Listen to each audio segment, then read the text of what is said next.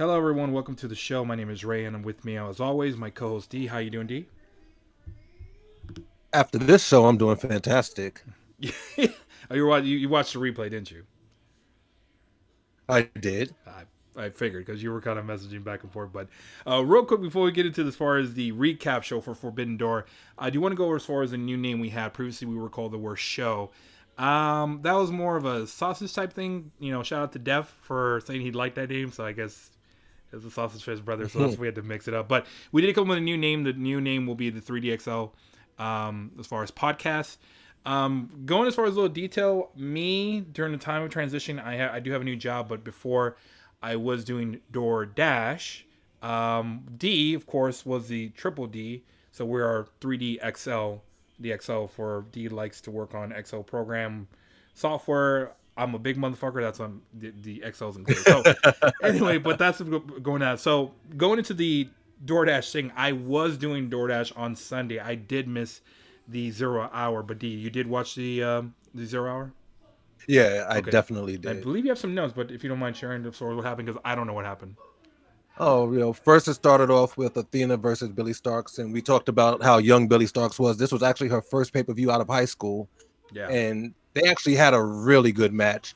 I didn't expect much, but there was a lot of reversals, a lot of offense from Billy Starks. Athena sells well for everybody. Mm-hmm. The one spot that really caught my eye was Athena was draped halfway between the ropes, outside the ropes and in the ring. Right. Billy Starks went to do a senton and just wiped out on the apron. It was gnarly looking. Mm-hmm. And Athena, she finished off at that point. But overall, it was a very good match. Grayson El Phantasmo, not really much to talk about. A good solid match from those two. El Phantasmo won. We had the Mogul Embassy versus Chaos, which was surprisingly, I shouldn't say surprisingly because you have good workers, Mm-hmm. but it was a very captivating match. I think the funniest part was when Chaos, which is Trent Beretta, uh, Rocky Romero, Chucky T, and it was El Desperado. They went to Mm-hmm. do the best friend hug. Or well, when Roppongi Vice is there, they do the best friend hug. El Desperado had no idea what the fuck was going on. He's just standing in the middle, like, what's happening here? What are we doing? And then just threw up a little thumbs up at the end. It was actually pretty funny. But the Mogul Embassy came away with the win, and Okay. it was Swerve getting the win there. Swerve got the win for the team. But overall, it was really good to see, and I was glad that Mogul Embassy looked so good. They look very strong. And the last match that was on the 0 hour was United Empire, and I hope I say this right, Los Ingobernables and They D helped one. Japan. Yeah, they helped one. Yeah, Yeah. you're good. And that was also a really good match to the point where I can't wait for Mark Davis to get back so he and Kyle Fletcher can get back together as Mm-hmm. Aussie Open and see what they can do in AEW. But Los Ingobernables won that match. And that was pretty much the 0 hour. It wasn't a lot. It was enough that if you watched it, you might have wanted to buy the pay-per-view after that. I think they had some late buys in the end, but I haven't gotten the full numbers from Meltzer. But he'll probably have them on Friday. But that's a lot of matches for the 0 hour. That was it like an hour show, or how long was the show? It was an hour. It started at 7 and they took Man, the whole hour. It wasn't a lot of talking. You know how they do the little promos in between for the yeah. main card? They had that, but they also did a good job of explaining everybody on the 0 hour card. Mm-hmm. And before the match, you got a little bit of info on both on all the competitors. Mm-hmm. So it didn't feel like how WWE has their show is just a whole lot of talking in the pre-show.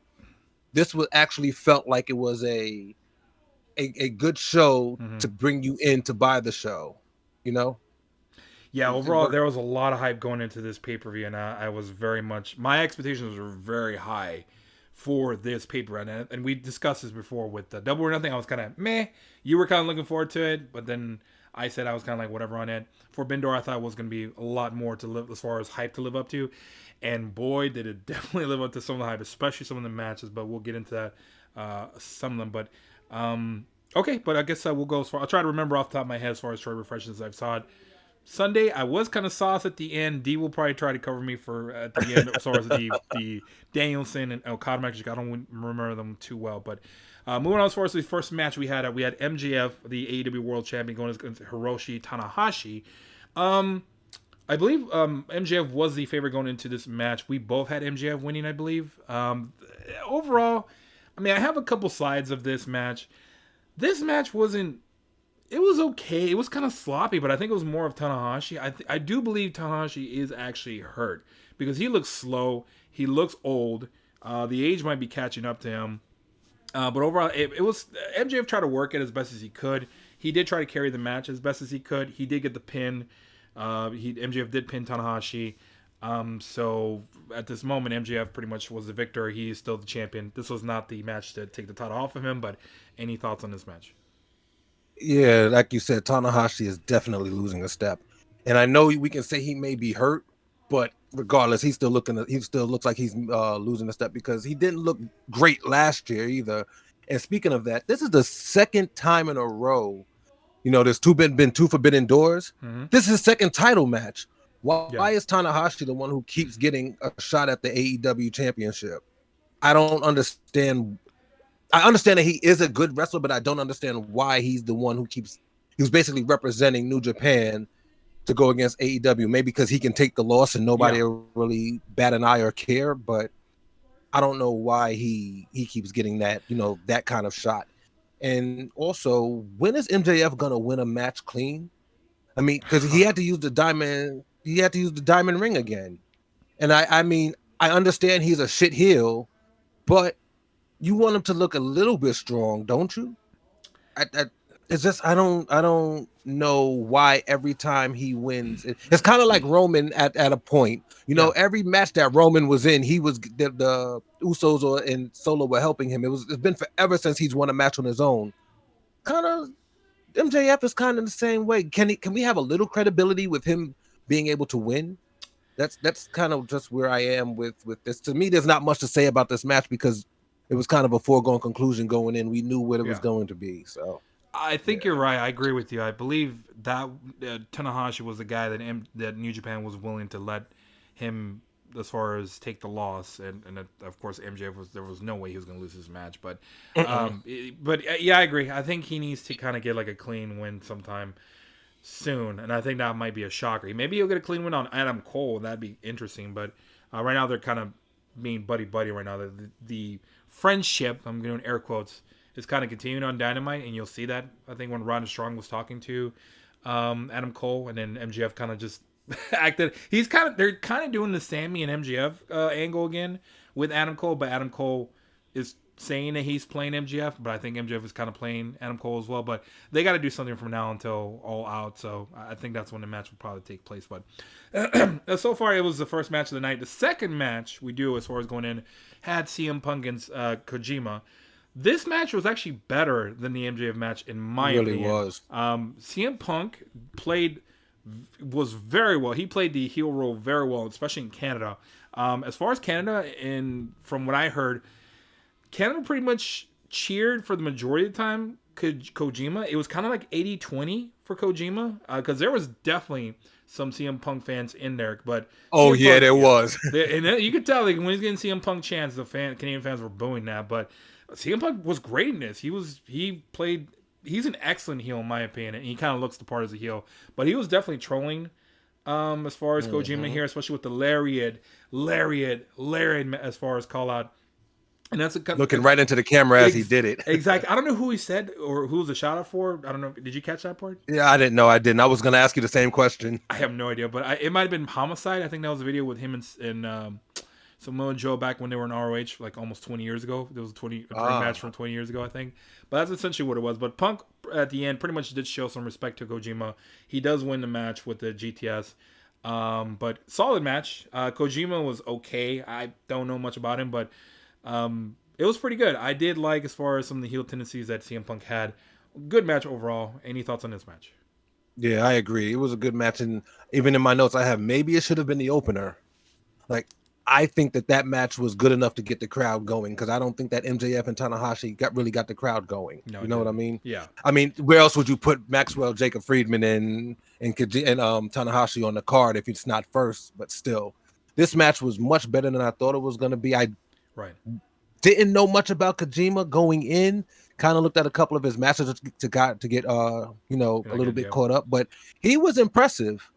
I the whole thing to me was impressive. And I think that this match right here helped me remember how good Punk Oh is. yeah.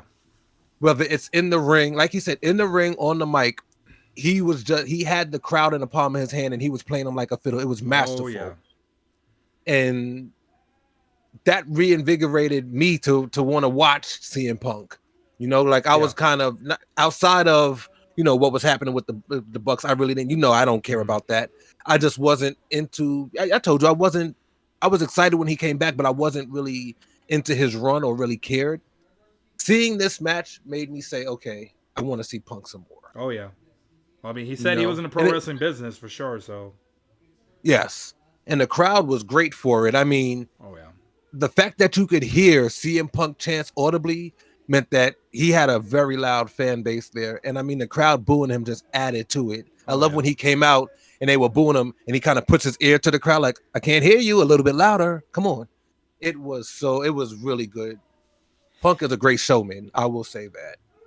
Yeah, there was a little bit of attention to detail. I don't know if you caught some of the things he was doing. Like he was doing the Hogan Oh, as far as yes. listening, and he actually Did the did leg do a drop. leg drop. And I thought it was beautiful because he did that with It Toronto. was. And I think also he did the way he like exited the match. He did the Shawn Michaels like the Rockers exit. I don't know if you caught that part at the end, Oh, but over the rope. yes, and I thought like this guy I is just got you. fucking. This guy is just throwing little fucking details. But I did as far as allude like as far as say earlier. I thought he was kind of game for what was going to happen, and I think he was ready for this Canada run that's going to happen takes place for the Yeah. next couple weeks. So it looks like he's ready, man. He knows what he's doing. So we'll watch and see. I think there's more to come, and I'm actually enjoying it as well, just like you. But Yeah. uh, Oh, for sure. Because I think that when you look at Tony, mm-hmm, you look at the Bucks, you look just the people who you have in AEW, mm-hmm. they're not stupid. They know what's gonna happen in Toronto. Just Oh yeah, like they didn't have the Bucks in Chicago, we know what's gonna happen in Canada for Punk. yeah, So the fact that they're going to actually play into it and not try to buck against it, I love it. Why fight what you know is inevitable? You yep. know, Mm-hmm. just let it happen and just ease into it. And if you want to make them, if you want to turn them heel, this is the perfect opportunity. If you want to keep them face, you just make them a heel in Canada. It's so good. They're in a win-win situation right now if they play it Oh right. yeah. Yeah, I can't wait to see Collision. It definitely gives a reason to watch on Saturday. So, Oh, for sure. all right. So moving on to the next match. This one unfortunately did not take place. It was the Adam Cole versus Tom Lawler match. I was looking forward to seeing Tom Lawler on pay per view, but I believe Adam Cole was. I believe he was not physically well. He had chills, or he had as far as I'm not sure what he had. Maybe I don't. They haven't said if he had COVID or anything like that. But him and Britt Baker were pretty much out. Even though I think Britt Baker was supposed to wrestle this week, but I think they pushed it till next week for the Owen Hart Cup. So we'll see what happens. Hopefully, it's not too bad for them. But I don't know if you had anything to add on the Adam Cole Tom Lawler as far as match. I mean, it must not have been too bad because he was at Dynamite. So I It may mean, have been a pre-tape. I don't know. Who oh, you knows? think maybe I'm not sure. you never know. Yeah, Well, anyway, whatever it is, I hope that he gets better quickly. hopefully. I'm tired of not seeing Adam Cole. You know, I Un- like Adam Cole a lot. Unfortunately, this is the second time in a row where he's already kind of had bad luck during Forbidden Door. So, uh, Sounds like CM Punk. so we'll see. But anyway, we'll move on to the next matchup. This one here, this Fatal 4-Way with Daniel Garcia, Orange Cassidy, Shibata, and Zack Sabre Jr. This was a great match. I will say, I do want to give as far as little props to one guy who was kind of definitely not a favorite, Danny Garcia. This guy, he was definitely over with this crowd. I don't even remember that spot between Zack Sabre Jr. and Shibata where they were kind of exchanging like as far as chops, and he kind of ignored Daniel Garcia. And then in a way, Daniel Garcia kind of hulked up by doing that stupid pelvic dance or whatever the hell he was doing.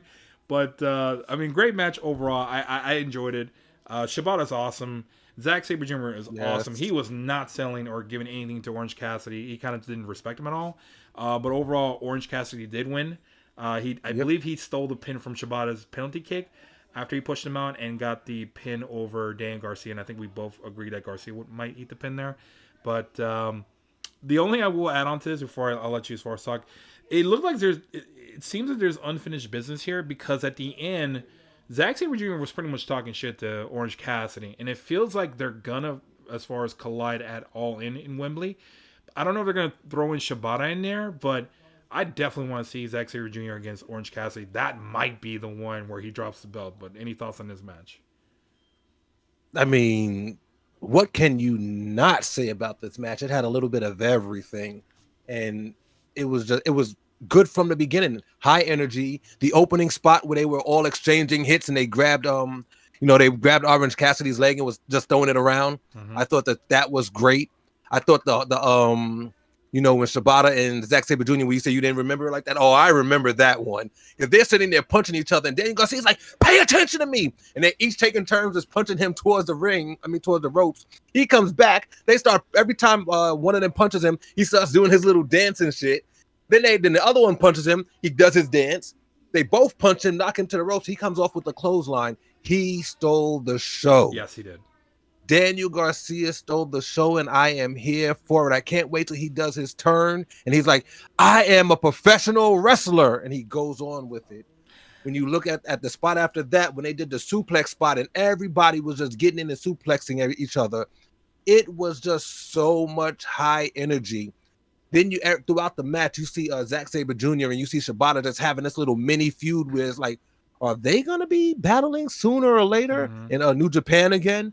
And I was just, to me, it was just so good. You got to see Zack Sabre Jr.'s technical prowess. You got to see Shibata striking. You got to see Daniel Garcia's personality, which people say, he doesn't have personality.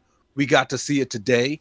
And I mean, at Forbidden Door. And then Orange Cassidy just did what Orange Cassidy does, and he got the win. Snuck out another win, which is great. And like you said, at the end of the match, I love how Zack Sabre Jr. has the title. He's talking all this shit to Orange Cassidy. Shibata comes over. Zack Sabre Jr. just says, "Next time, dickheads." Yes, the fuck out. Dude. Zack Sabre Jr. looks the part now. He looks like he gains some muscle. He looks like a real legit contender. But do you think they'll possibly collide at All In the Wembley? I mean, it's a possibility. He's going to need an opponent. Yeah. Who's better than Daniel Garcia? I don't know if he wins the title, but I can easily see Daniel Garcia getting a nice little push. We'll see. I've come around Daniel Garcia. He's so good, man. Because I believe even the fans, Toronto was behind Daniel Garcia, especially the chance of you're a wrestler. Which is kind of funny with Zack Sabre Jr. being in the match, but yeah, good match. I definitely enjoyed it. That was probably, dare I say, the second or third best match of the night.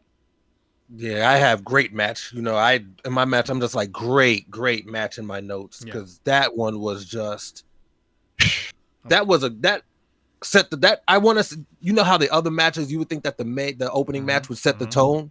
No. That match set the tone, and we knew it was going to be good. Yeah, but great match. Knew that match was going to be good. Well, we go from one, and it definitely set the tone so that. Go ahead. No, go on. Finish up.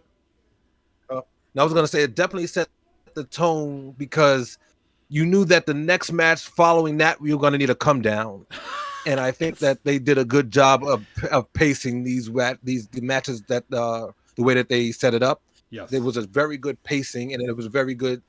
They set it up well enough so that you get the high energy matches and the really emotional matches and the matches that the crowd are going to get behind, and then they gave them a chance to come down. With the matches after that. And I hate to call the next match a come down, but that's exactly what it was to me. Yeah, because that's a great transition because we went from one great match to not so great match. We had Jungle Boy Jack Perry versus Sonata, the IWGP Heavyweight Champion.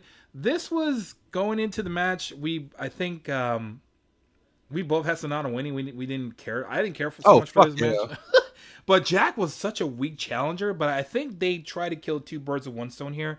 And I'll get to that in just a second. But overall, I think Sonata, they put him on here because he's their champion. He's kind of been a week as far as he hasn't had a very great as far as run. I mean, I think they wanted... New Japan wanted to make sure that Sonata won. So I think AEW decided, okay, we're going to give you this guy, but for specific because they wanted to kill two birds with one stone, like I said. Jungle Boy lost the match. He did as far as take the loss. It was a man match, but Sonata did go over. The next as far as slide I have here is essentially the two birds with one stone is Sonata winning, and the other one was we were kind of expecting a turn at some point with Jungle Boy Jack Perry.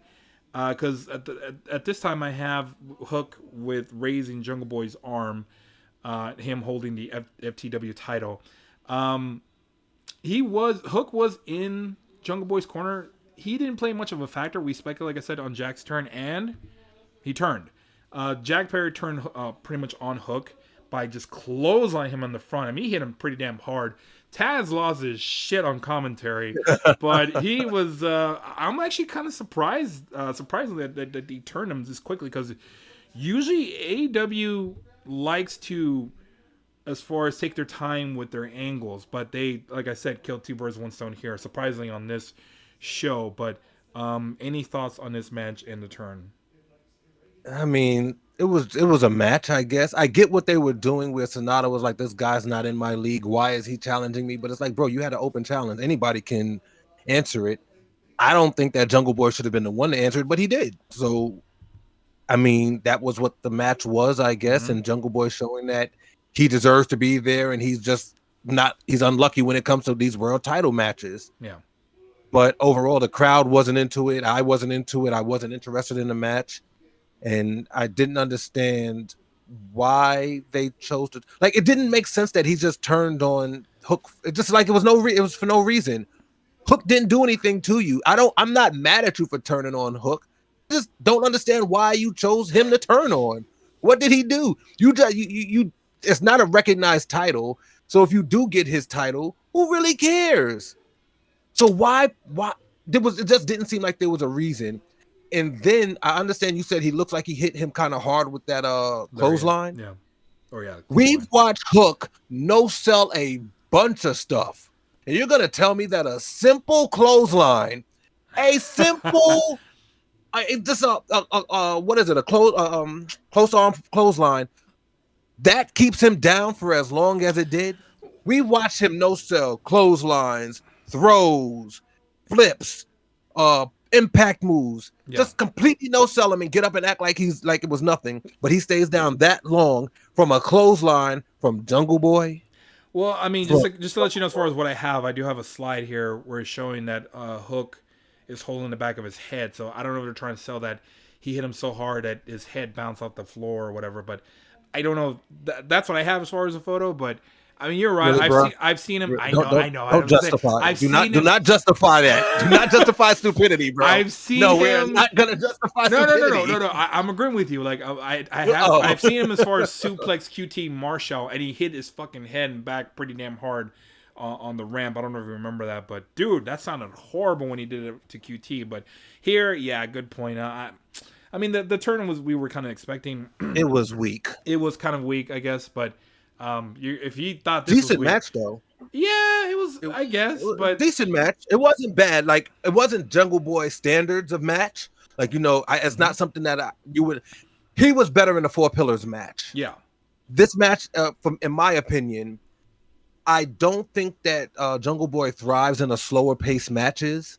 I think that he needs faster paces. A faster pace match, which is what Sammy Guevara gives him. What Darby gave him. He just didn't look right. Like Sonata looked like he was just wrestling a I'm better than you match and taking his time. And Jungle Boy it just didn't feel right. Yeah. Just the match itself just didn't feel like it was well constructed. It didn't feel like there was any flow to the match. It just felt like they were in there. Sonata was saying, I'm better than you. Jungle Boy was trying to prove that he is on the level. And he's not. And I mean, I would have been happier if Christian and Luchasaurus would have come out and done something to get him to turn, or if eventually they say, "Oh, Christian was back in his ear and he got into something," but this wasn't for me. This apparently this match, how some matches are for some people. Apparently this match just wasn't for me. I didn't care for it. It essentially became a buffer match for an in between what we had. A come down match, yeah. Oh yeah, it was a bathroom break. I guess. Anyway, but it was a bathroom break. Normally the women's match.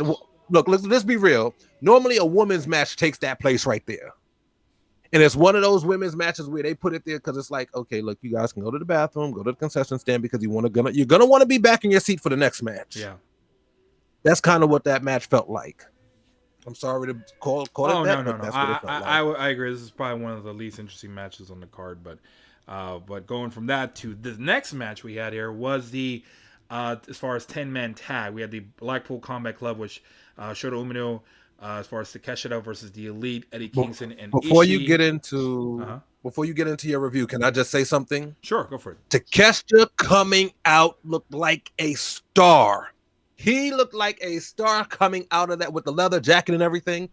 Takeshita looked like a star. I just had to get that, like that has to be said immediately before either one of us gives any kind of takes on this match. Takeshita's going to be a star. Well, I mean, I'm glad you brought Takeshita because I do have something from him. But before I jump into him, the one thing as far as I thought was kind of weird, that like I've been saying, is the Eddie Kingston as far as being added to the feud. I do have a graphic of him looking at Claudio Clausinelli across as far as from the corner ring to the outside where the Blackpool Combat Club was coming from. But the Takeshita, my God, there was this one spot where I think he had who do you have as far as in a sharpshooter or something? He was hit by Ishii with an elbow, and Takeshita just got off him, got up, and just clocked this dude. I mean, he clocked Ishii. It looked like he knocked him. It looked like he killed this bloke. Like, holy shit! But this guy is. Takeshita looks like a beast, man. And he's not your average size Japanese wrestler, but just when you saw that spot, bro, with him elbowing the shit out of Ishii, like especially his own move, like that he lets to use. What did you think of that? I thought it was great. I love the exchange. Like when they first got into the ring, I was like, okay, where are they gonna go with this? And when they just started, full off clocking the shit out of each other, I was like, yes, this is what I like to see. Takeshita he was just beating the fuck out of Ishii, and Ishii was returning every single bit of it. And like you said, when he hit Ishii with that forearm, Ishii dropped like a sack of bricks and sold beautifully. Dude, I just switched the slide, and I exactly as you said, we had as far as Nick Jackson checking up on Ishii, but man, it looked like good. It killed him, But so good. Yeah, it was a good man. I'm glad Takeshita is a really good as far as insert to this feud with the Elite and the BCC. But moving on, that's what he needed too. Oh yeah, he needed something because they weren't doing shit with him. But man, I'm glad they're kind of elevating him in the spot. But speaking of elevating, we did the Elite with the Hung Bucks, I guess you should call them. Man, they were pretty good. They were just showing off. The Young Bucks are just awesome. I do have as far as a spot where, or as far as graphic with the Young Bucks super kicking pretty much everybody, including Takeshita. Just the Young Bucks are fucking awesome. They just definitely made this match as far as better. The BCC are just physical as far as group inserted into this as far as feud. But man, it was just a great match. But the Elite did pick up the win with Ishii as far as getting the pin. I think he killed, was it Wheeler Yuta, I believe? Yes. That ate the pin. But here, the Elite win they pick up the win. I believe Blood and Guts is next. And they actually did, I don't want to spoil it for those who haven't seen it, but they kind of do hint at that on tonight's Dynamite. So I did watch as far as Dynamite on what's today, June 28th. So I am watching. We are doing a recap after me watching Dynamite. So they'll definitely give more detail with the Blood and Guts match. Any other thoughts on this match? Oh, I have a bunch of thoughts on this match. I mean, the face-off between Moxley and Kingston was great. The crowd was so into it. And the fact that they sat there, they did a chop off, which was dope that they were going back and forth. But what made it even better is how everybody kept fighting around them, and they gave no shits whatsoever. They just kept chopping each other. You see the Young Bucks flying off the ring. You see Hangman doing his flip off the turnbuckle, and they are just still chopping each other. It was beautiful. It was chef's kiss to that spot. And then you look at the Young Bucks, who I really think that sometimes we forget how good the Young Bucks are. Like, there was no weak link in this match. Wheeler Yuta looked great. His attitude changed, the edge that he comes out with, the way that he wrestles, the way that he's hitting harder. It was beautiful. Eddie Kingston just taking that beating. They beat on that man just from pillar to post. They beat up on Eddie Kingston. And I mean, even when you add Shoto into it, Shoto has come a long way since being Moxley's young boy. You know, he's really coming to his own, and I really like him. But again, I think that the highlight of this match was Takeshita, because when you like what we were talking about earlier when he had the exchange with Ishii, Mm-hmm. did you see the spot where he dodged the BTE trigger, then suplex both the Bucks? Yeah. That that was, but besides him just being one of the first people I've seen dodge the BTE trigger, the fact that he held on to Matt Jackson, Matt held on to Nick, and it looked like he used all of his strength to lift them both up and do a German suplex was fantastic. Mm-hmm. And then the last part that I like really got, really popped me in this match was when they did the heart attack in Canada, and Mm-hmm. then Claudio picked him up, and then they went into the big swing, and then Yuta caught him with the drop kick. I just thought it was a beautiful sequence. This was a Oh well yeah, put I together do. match. I I thought it remember was that. great. Yeah. No. Just a great match. They worked. These guys worked. And if I'm not mistaken, there wasn't blood. Or was there? I No, don't think there you're was correct. blood. Moxley did not bleed in this match, which is shocking. So No. I lost that -1,000 odds. So yeah, but I mean, we're so used to him bleeding, but I thought they worked well. I thought that this match worked. It was great. It was okay. fantastic. Yeah, great match. But so Yeah. there was a buffer match after this one. I believe it was Tony Storm. Hey, watch your mouth. Tony Storm, the AEW Women's World Champion versus Willow Nightingale, the New Japan Strong Women's Champion. This match was, if you didn't like the way I said, you're not gonna like what I'm about to say. This match was fine. Didn't care for it.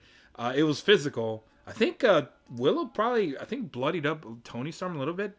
There's times where I Yeah, think it there was looked one like it. spot where Willow kind of dropped Tony on her fucking head on the side of the apron. It looked horrible. This is not the first time where she's been a little bit careless or Nia Jax type style wrestling, where she's dropped or hurt people. I think Anna Jay was one too, where she kind of did a Bubba Ray Dudley kind of drop on the table from the stage or whatever. But man, this match was, I don't know. I didn't care for it too much, but Tony Storm did win. She did as far as beat. I think the Outcast may have interfered. I don't remember. That's how much I No. didn't care for the match. But Tony Storm retains. Any notes or thoughts on this match? I mean, it was a decent match. It was like you said, it was fine. I, when we were doing the predictions, I didn't really think much of this match. I didn't know why they were putting this match together with Willow Nightingale versus Tony Storm in the first place, Mm-hmm. especially with Willow fighting the night before. You could have probably put somebody else in that spot because Willow looked great against Nyla Rose, in Mm-hmm. on Collision, and I thought that it was going to translate more into this. I thought that the Outcast would play more of a part in this. I did like that she finally got her little come off on them. Mm-hmm. Wow, that sounded awful, but she got her little beat down on them because they always getting between Oh her and yeah, Tony. She finally hit them, but can I say that Tony's hip attack looks like she's taking people's heads off dude. with her I think ass? that was just a receipt to Willow because Willow was kind of dropping her a bit on her head. So I I mean, don't know. hey, but no, she does that to everybody. Everybody looks like it. Yeah, I But guess. the spine buster looked nice into the Indian Deathlock, and I Mm-hmm. like that Tony bit her knee to get out of the Indian Deathlock. Oh, I think I I remember him. it- Willow doing a pounce when Tony was going to do another hip attack. Yeah, But I but didn't care for the ending though. Gouging the eyes into Storm Zero from yeah, I mean it was kind of like a quick finish. But I do remember the Outcast got ejected. Now I remember. yeah, because they rolled the spray paint into the ring and the referee saw it. Yeah, And but it, yeah. but overall, it just like I have here, the match didn't do Tony any favors. And that's just how I feel. Willow looked super strong. Tony looked like she snuck away with a win, and it didn't do any favors to Tony. And to me, why put this match together if your champion is not going to look strong? I guess we'll see what happens. I think she's gonna hold the belt up until All In. And I think Jamie Hayter should be coming back pretty soon. I think that's probably the match we'll be looking at. But I'm looking forward to that match. If Jamie Hayter is good to go by then, I am very much looking forward to that match. I don't. I mean, it'll probably be a good match, but I don't want to see Hayter as a champion again right now. Just leave it on Tony. Let Tony have a real run. She didn't have a real run the last time when she was quote unquote the interim champion. Let her have a real run with this title. Yeah, I'm not. I don't want to see him take it off of her yet. gotcha. Well, this buffer match definitely set up for the next match here. Mhm. This one, my God, we had as far as Kenny Omega, the IWGP US Heavyweight Champion, go against the challenger Will Ospreay in Toronto. I mean, I will say going into this match, Omega was not the favorite, which kind of surprised me at the time, and we discussed that previously. If you have not seen, watch the prediction show. But man, just real quick before I get into the details of the match, this match, in my opinion, is for sure a top 5 match I've ever seen. But this blew my expectations as far as my expectations were very high for this match, and it blew it out of the fucking water. But we'll get as far as some of the details in the match here. Will, like I said, was the favorite going to the match.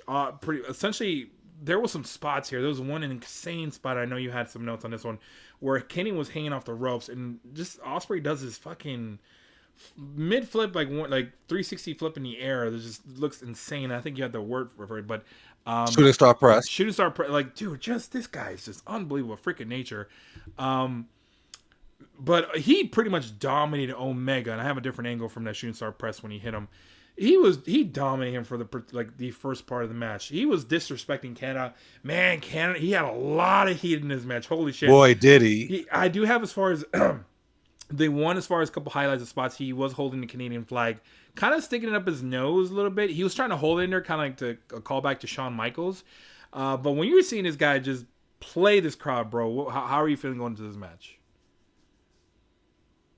Well, I'm like you. You know, I was looking forward to this match. I love Will Ospreay. He is one of my favorite wrestlers to watch work. And Kenny Omega is Kenny Omega. If you don't love Kenny Omega, what's wrong with you? And the crowd said it all. Before the match even started and they could lock up, all you hear is holy shit chants. Yeah. It was just so good. Like, you had goosebumps just waiting for them to lock up before anything happened. And then, like you said, they started off hot. They started off real hot to the point where, you know how I feel about stupidity in wrestling. Mm-hmm. I hate when people are holding themselves up for a move. I think that's the dumbest shit in the world. Why am I going to hold myself up for you to hit me? I didn't care when he did that shooting star press. It was so nice. It was pretty. And then after he does the shooting star press, they go out and he hits an Oz cutter on the apron. Are you kidding me? That's just what? No, go ahead. No, I'm just like, what? Yeah, he's just, man, but he was dominating. There was that one, and I know you're gonna have as far as sometimes I'll give you some thoughts on this, as far as what we saw.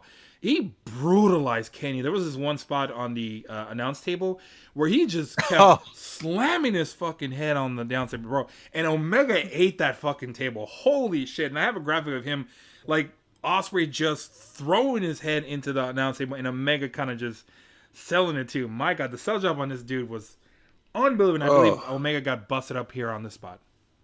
Yes, ate the table. Now, you know, normally they put their hands in the way so that they land on their hands. No. Kenny Omega said, you know what, I'm going to just eat this with my face. Just smack my face into this table, please. And oh, God, that was just one of those spots. It was like, are we really seeing this? Is he going to kill him right here? Is he going to give him a concussion? What's about to happen here? He's just bashing his head into it like a movie. Mm-hmm. Like, he was just bashing his head into the table, then took the piece off, put it up against the ring, and threw his head through that.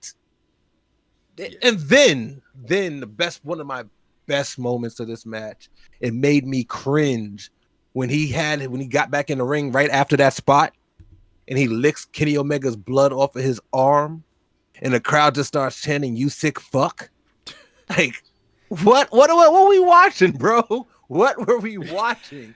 Like, bro, I anticipate you were gonna say that, so I switched to graphic. I do have a graphic of as far as Ospreay licking his pretty much his forearm, trying to get in the blood of Omega, and the crowd just oh my God, he did it so slowly. He kind of just lifted his arm. He just kind of subtly just licked his arm. He kind of had a taste. Didn't he say something like "tastes good" or something like that? I don't know what he said, but he just did it so subtle, bro. He just this guy just working the fucking crowd, man. Just fantastic. But as far as progressing more into the match, Omega does as far as wake up.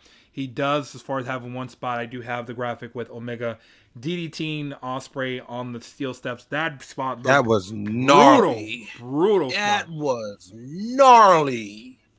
Yeah, I couldn't believe his back just ate all of that. And then right after that, you look at the ring there. Like, did you see all the blood on his abdomen from yeah, Will Ospreay? yes. Oh, man, this match was just everything you could have asked for. Just everything you could have asked for. And like with that leading into the, can I say that Kenny Omega has the prettiest V trigger in wrestling? Oh yeah. Like he has the prettiest V trigger in wrestling. And then when he runs the ropes and Ospreay catches him in the Spanish fly, it looked effortless. Yeah. Yeah, those two were I've just never going back seen and forth. guys work like that before. Yeah, Like to make everything look so effortless. they were doing. I mean, they were doing their best to try to top the first match, or as far as in Tokyo Dome. But I do have as far as a visual here, as far as Omega V triggering Ospreay as far as in the match. But he was. It was a bloody contest, man. It was for sure a bloody contest for the IWGP title. But you could tell they were trying their best to try to, as far as top the first match. And I think by this point I have, as far as the one with the crippler crossface, I do have a graphic that I forgot that I had, but dude, this Ospreay was just doing whatever he could to get a lot as far as heat on the crowd. And the crippler crossface in Canada was, he got another, I think he said he had another as far as sick fuck chant. Yes, there was more sick fuck chants right after, as he transitioned into the crippler crossface, and people are looking at it. All you hear is "you sick fuck, you sick fuck," and I'm just like, you deserve that. You deserve it this time for real. You deserved it the first time, but now you really deserve it because you're just an asshole. Because I wasn't expecting him to put on the crossface. Yeah, that. So for those who are wondering if you don't remember Chris Benoit was known. He was definitely, as far as one of the better champions early on, prior to the unfortunate incident that took place that he allegedly, as far as killed his wife, his child, and then killed himself, unfortunately. And that is kind of like a, his name is a little bit taboo in a world of professional wrestling. So, but some people do bring him up. But that was pretty ballsy even trying to pull out that move. But I do want to work for heat. Oh, absolutely, it worked for heat. Work for fun heat. But I do want to get, as far as, I do have a visual of a spot here, going as far as details of the match. There was, as far as the spot where I believe, and correct me if I'm wrong, there was, as far as the Will Ospreay V trigger going into the one when Angel, and then as far as Omega, he tries to pin Omega. Kenny kicks out of one. That ends up being the pop of the night. Excellent match so far. But dude, at this point, God, this is when I thought the match kind of peaked. Yeah, but see, you can't leave out that sky twister press that he hit from the top turnbuckle right before that on the Kenny on the floor. And I have to bring this up because it pissed me off. Before he did the hidden blade into the Stormbreaker, when Don Callis comes out, I got a little irritated because he was already thrown out from ringside. The fact that he can come back makes no sense.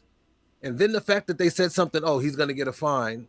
Okay, it's still stupid. Yeah. Why throw him out if you're going to let him come back? Shouldn't the referee be like, look, I threw you out. Get out of here. If you don't get out of here, I'm going to disqualify him. Something. He act like he didn't even see Don Callis out there. And then he's sitting there. You see, he's sitting there huddled with, he was trying to block Kenny Omega from doing the V-trigger, which of course Kenny Omega's going to do anyway. And I get the spot because that's when he hands him the screwdriver. But why? Why even do the whole throwing him out in the first place if you're just going to have him come back and make the ref look stupid by letting him stay there? It just made no sense to me, and I hate when they make the referees look stupid. Yeah. Yes, Kenny kicking out of the one ring angel and that Ospreay gave him after being hit with the screwdriver. Okay, that's beautiful, and I love it, and it was a big pop, and it was a big moment because nobody kicks out of the one wing angel except for like Kenny. He's like the one who's kicked out of it the most at this point. But why does Don Callis have to come in there and make the referee look stupid? You know what I'm saying? Yeah. That just bugged me. I guess to kind of add a little more context with Don Callis, I want to go back to as far as the Vegas odds. At the time, me and Dee had discussions as far as who would win that match. I pretty much told Dee that I thought Omega would win and there would be a third match at All In. But you stuck with your guns. You stuck with Ospreay as far as your pick. I changed my pick because of when I saw the odds of as far as Ospreay being the favorite. I didn't know why until Don Callis got inserted into the angle, and then that's when I figured, oh, that's why. And you're right, as you said, he was as far as ejected by the referee, and he just came back later with these two guys. he had these two personal security guys with him. They stuck around. I thought they were gonna go with him, but Callis did come back. The referee just stood there, like kind of like didn't say anything. The announce team tried to cover that for the reason why Callis was still allowed there, because they said the referee was kind of pretty much preoccupied with the wrestlers because of how badly they were injured or hurt or bloodied. But I thought that was kind of stupid too. That ultimately what happened as far as next, you are correct. Once Don Callis did return, he did as far as hand the screwdriver to Will Ospreay when Omega tried to get the one wing angel on Ospreay. Ospreay stabs Omega in the head. He pretty much, I guess he pretty much got stun locked from by that point. He gets the, I believe the Stormbreaker to get the pin. I think he also had the blade. What was it called? The hidden blade. Yeah, he hit the hidden blade into the Stormbreaker, and Kenny got his foot on the ropes. Oh yeah, and then we had as far as the pop of the night when he kicked out a one. But ultimately, Ospreay did as far as his Stormbreaker. There was this also spot I know you want to talk about as well. Oh this man, brutal spot with the Tiger 91, I believe. I mean, yes. I have a visual here with he has that move and he kind of lets him go, and Omega's like suspended in midair with the still graphic. I mean, bro, there's no way he can break this fall other than land on his fucking neck or his head. Like, just a brutal spot. But man, I hope he doesn't take these type of as far as like moves in the future. But that looked horrible. I don't think you can keep taking moves like that. Because I just have here Tiger 91 on Kenny's head. Is he dead? Ouch! Like that looked painful. There's no way. All right, we all know wrestling. They try to protect each other from getting hurt. How do you protect yourself from that? How does Ospreay catch him and protect? Like that just looked painful. Horrible. Yeah, it didn't look gnarly. It looked painful, and it was like, geez, I hope he gets up from this. Didn't he just get back from injury? Oh God, please don't be hurt again. Yeah, wrestling is predetermined, but these type of falls are, man, you don't want to see these guys get hurt. But it did lend itself to saying, well, look, he got hurt. I mean, that move was high impact. He got dropped on his head, and then from the hidden blade into the Stormbreaker for the win. And it's like, that was what can you say? Match of the year. Who so far? Who match of the year? Who's gonna top that? You have to come up with something really good to top that match. I mean, at this point, only they can top that match. To be honest, I think Meltzer hasn't come out with his rating, but I'm pretty sure he'll have like 8 stars. I think I was joking with you on that Sunday. I think before it started, he was like, Meltzer's gonna have his 8 stars, and then we got this match, and I was like, shit, Meltzer might give him 8 stars. Shit. He just might. I wouldn't be surprised. Yeah, but Will Ospreay, as Dee said, Will Ospreay did as far as pick up the win. He is the new IWG champion. I think there will be a third match at All in Wembley. That should be the main event, because I think there was kind of a drawback to this going on third to last. Because I will say the crowd was kind of tired at that point. But any other thoughts you want to add on to this before we move on? No, it was just a really, really good match. And the fact that they went, and for those who don't know, he was talking about, Ray was talking about how Adam Cole was, he got sick early in the match. They gave this match more time to cover for the fact that Adam Cole got hurt. These guys went 40 minutes. And it was 40 minutes well worth it. If you were going to give anybody more time, it was these guys, and these guys did not disappoint. It was fantastic match. Like even now, you got to give these guys an applause because that match was just fantastic. I don't know what else to say about that without repeating myself a bunch of times saying this match was fantastic. It was good. I abuse that word a lot too, so don't feel bad, bro. But yeah, the graphic I have here is Omega, well, pretty much Will Ospreay kind of pinning down, holding the title in front of Kenny, and Kenny kind of reaching for the belt, which was great. Yeah, great visual. That was a great touch. Great touch. I don't think this is over. I am pretty sure they're gonna get the Wembley match, and that should main event. But that's about it. But going from probably the match of the year to the not so match of the year, we do have as far as Sting, Darby Allin, and Tetsuya Naito versus Chris Jericho, Minoru Suzuki, and Sammy Guevara. I mean, what can I say about this match, man? This match, it was okay. Minoru Suzuki was definitely good. There was as far as spot where they tagged me in. They're like, no, no, no. That was kind of Yeah, fun. I do have a graphic where all three of them are posing, kind of like the sex god with that was Minoru so Suzuki. cute. That was I'm not even gonna lie, that was a cute moment. that was good, but a not so cute moment I do have as far as Sting having Jericho in the sharpshooter and Sammy Guevara just coming out of nowhere doing the cutter. Man, it looked like he killed Sting in this match. And that wasn't the only spot. There was also the spot where Sammy did that insane as far as aerial move from the corner. Like what is it, this? It's Didn't he like just fucking do a four spins in regular? the air. Now the what?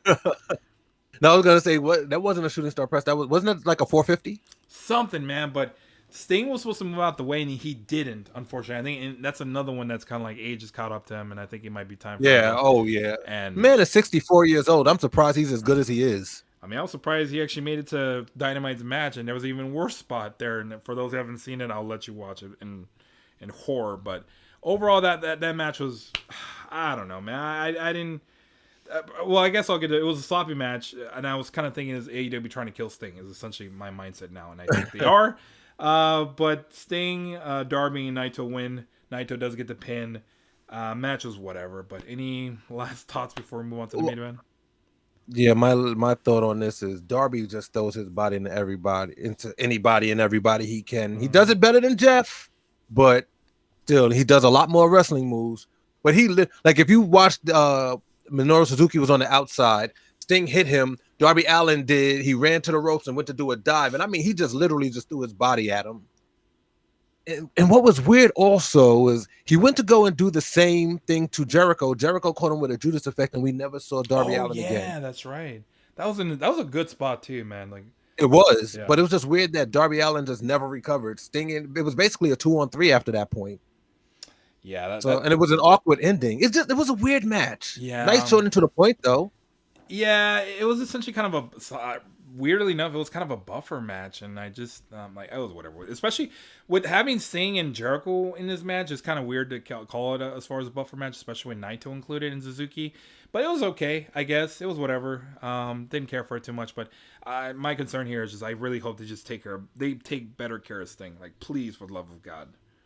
Yeah, his bump card is kind of full. Oh God, he might have to retire by the end of the year, but we'll see. But anyway, moving on to the main event, we did have as far as for sure this was a dream match. Dee kept repeating that it was a dream match.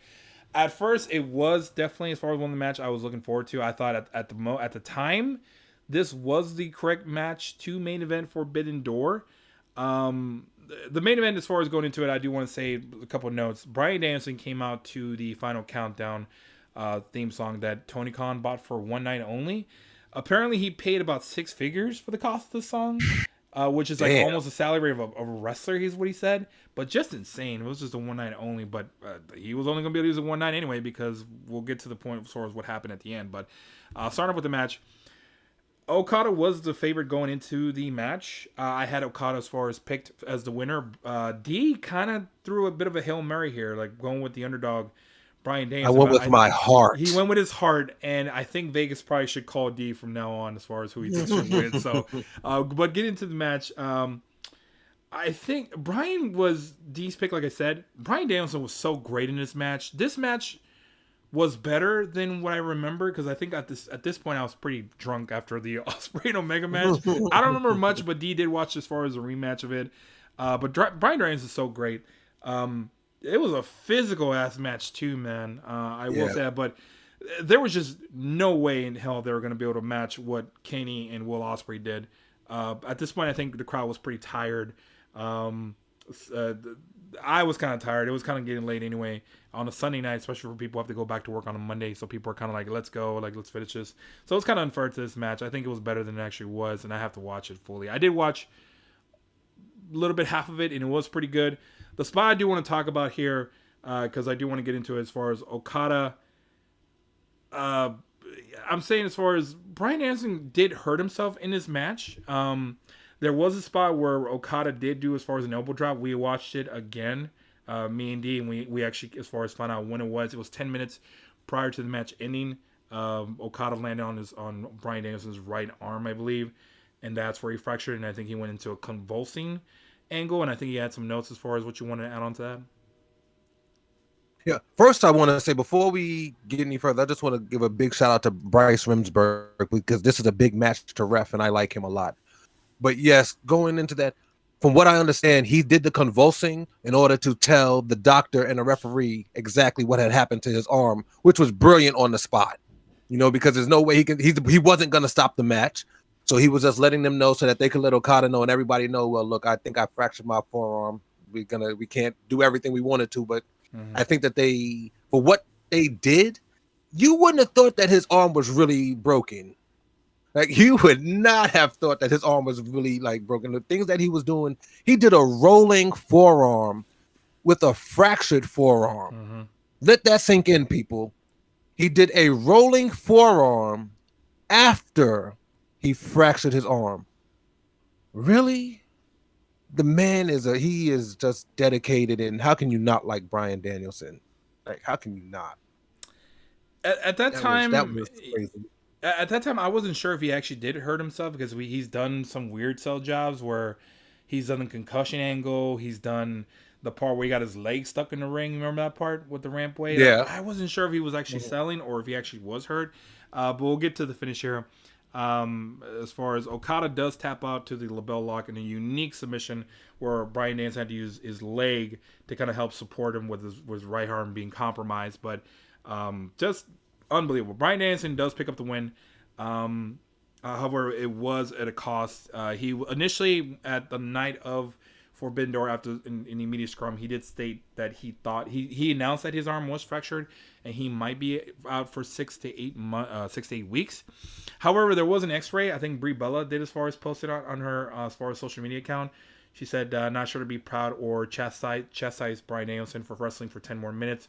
With this break, definitely worse than we thought. And there's as far as an X-ray, a visual of his arm fracture, and it looks pretty bad. But yeah, man. Any last thoughts as far as on the main event? Oh yeah, there's a couple of things that I want to say about this. One, I love the money falling out the sky for Okada. I know the Young Bucks do it too, is very much the same thing, but that's just something about it. It just makes him feel big time when that happens. Oh yeah. And I let out an audible oh shit when I heard Final Countdown start. Oh yeah. I actually had a pop for that.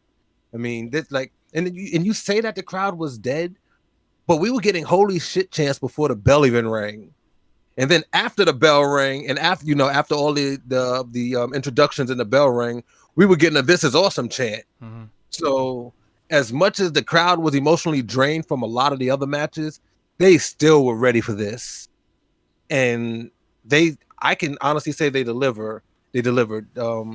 I didn't expect anything spectacular. I didn't expect any high flying moves. I wasn't expecting anything like a Kenny Omega or Will Ospreay, because that's not how these guys wrestle. They were hard hitting, physical, and technical, and that's exactly what it was. I love how Daniel Bryan started picking apart Okada's arm, because even if you can hit the Rainmaker, if your arm is messed up, it's not going to have the same kind of effect, You're right. One gnarly move that I've never really paid that much attention to until he did it to Bryan was that air raid neck breaker. There's something about that. You know which move I'm talking about, right? I think so. Like, White Noise from Sheamus? Oh yeah. Except he did it on his knee it was crazy. Like, I've never seen anybody do it that way. Like, I've seen a lot of flips, like, Adam Cole does kind of like the Death Valley driver it's like a Death Valley driver neck breaker on his knee. Oh yeah. I've seen it, but to actually do the air raid and hold all his weight and then it was just an interesting move. So I thought that was something that innovative, and that's what makes Okada so special. So I really like this match, and the fact that they allowed Daniel Bryan to tap Okada for the second or third time in his career. Yeah. That's a big feat, and now we can definitively say what I was saying in the prediction show: Daniel Bryan is the best wrestler alive, baby. Bryan Danielson is definitely one of the best wrestlers. I don't care. Bryan Danielson, yes. Yeah, and the fact that he brought out the yes chants. Yeah, dude. With one arm doing the yes chants. I mean, this was a good way to end the pay-per-view and send the people home happy. But the fact that he broke his arm and wrestled for another 10 minutes just adds to this match, in my Yeah. opinion, because he was still wrestling like his arm was fine. I was gonna ask you as far as like the match quality. Like, would you have said this is the third or fourth best match, or where would you rank it? Where would you rank the matches? It's kind of, well, Osprey and Omega is obviously number Clearly, one. yeah. That's you, like we can't say anything other than they're number one. When you wrestle for 40 minutes and you put on the spots that they put on and the blood that they shed and the everything that they did and the story that they told, there was no match on the card that was better than that. I would probably put this match, the main event, Danielson and Okada, Number two. That is hard to put it number two over, the 4-way. Wow. No, okay. the 4-way, because that 4-way was good. Those guys worked. And the only reason that I say that is because the matches that we're talking about are more singles matches. They were the 4-way of 4 singles competitors: Daniel Bryan versus Okada and Osprey versus Omega. BCC and the Elite, I thought the match was good.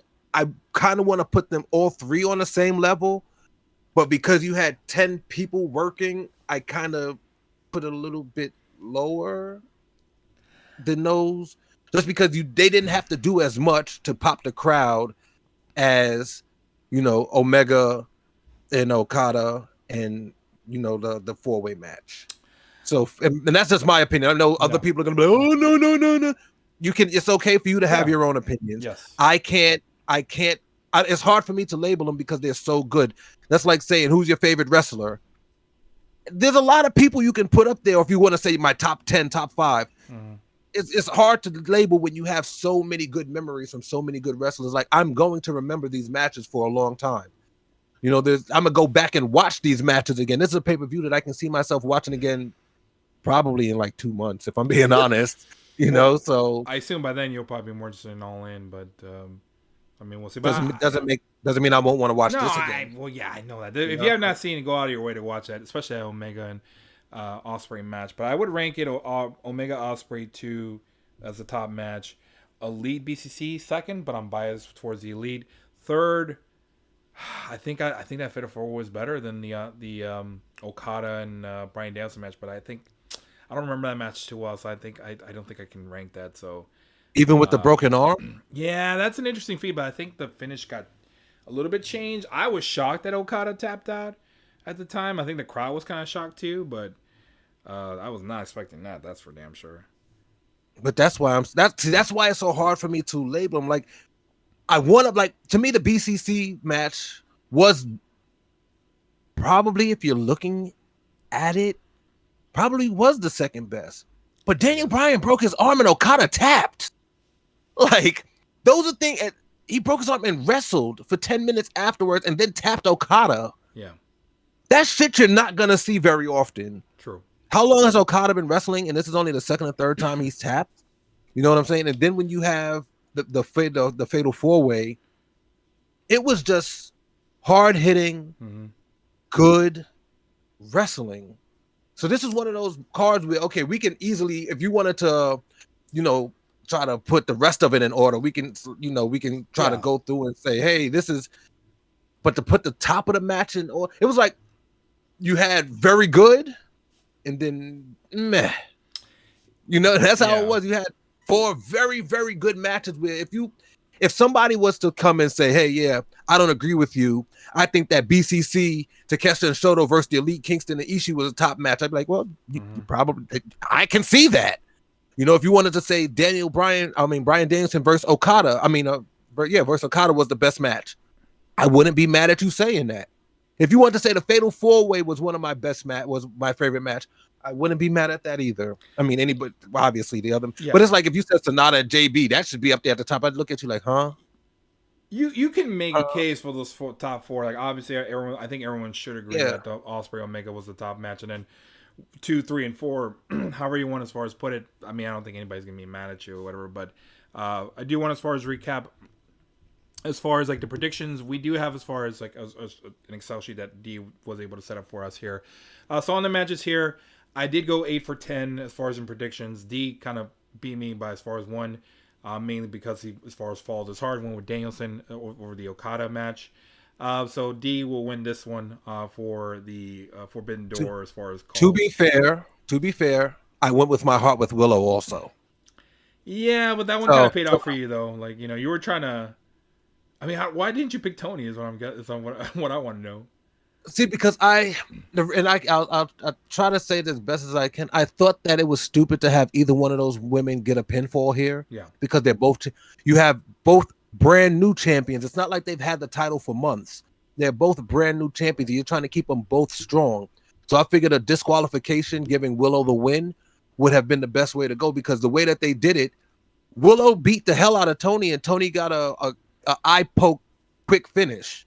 I mean, it didn't make Tony look, like I said, it didn't make Tony look strong, and it didn't make, like, I just didn't get it. I didn't get why you wouldn't make both women look strong and just have a DQ match. If there was any time to pull a DQ or a time limit draw or something like that, it was this match because neither one of them should have lost. Yeah. Willow shouldn't have lost. Tony Storm shouldn't have lost. She So shouldn't have lost like the that's way she lost. but I I agree. like Willow. But I like Willow a lot. So me picking Willow was just saying, hey, yeah, I hope that they do a DQ so that, neither one of them has to lose. Mm-hmm. So I mean, I was going with my heart because I like Willow's and I want to see her succeed. I think that her personality is great. I think that she's a great wrestler, and you don't really see too many women her size with the, because she's basically the bruiser. She's like Nyla Rose, she's a bruiser, but you don't see too many women her size have the kind of presence that she has and be able to do the kind of moves that she has and everybody eat it up, Right. So I'd like to see her do a little bit more. I told you before, I wanted to see before she beat Mercedes, I wanted to see her do a little bit better on the cards. I was tired of seeing her getting beat up by the Outcast all the time and running in to do the save and still getting her ass kicked. So Willow was somebody who I just want to see succeed. Well, I think Mercedes was supposed to be originally the one going up against Tony Storm or the AEW Women's Champion, but we didn't get that. Yeah, probably.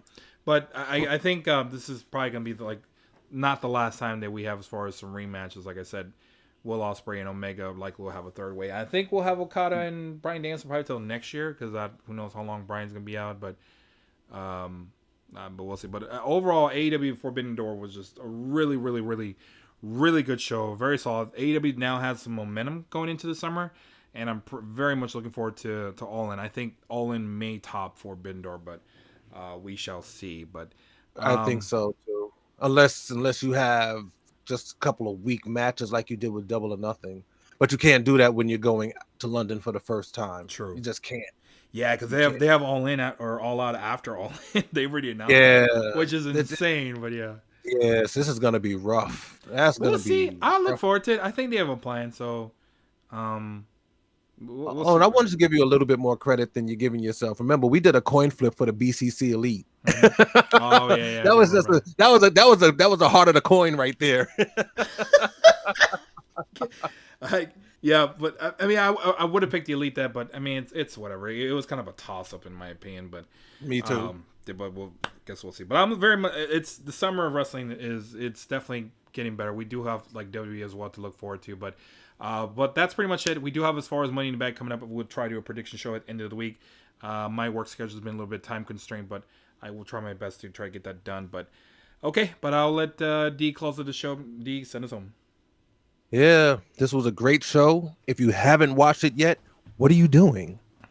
Find somewhere to watch it. Go get to fight. Go to fight. Go somewhere. You need to see this pay-per-view. If anything, make sure you see that Will Ospreay versus Kenny Omega match. Trust me, you will not be disappointed one bit. And while you're searching for that and you're listening to us, you're still here. So why don't you drop a like, subscribe, leave a comment, and let us know what you thought about the pay-per-view.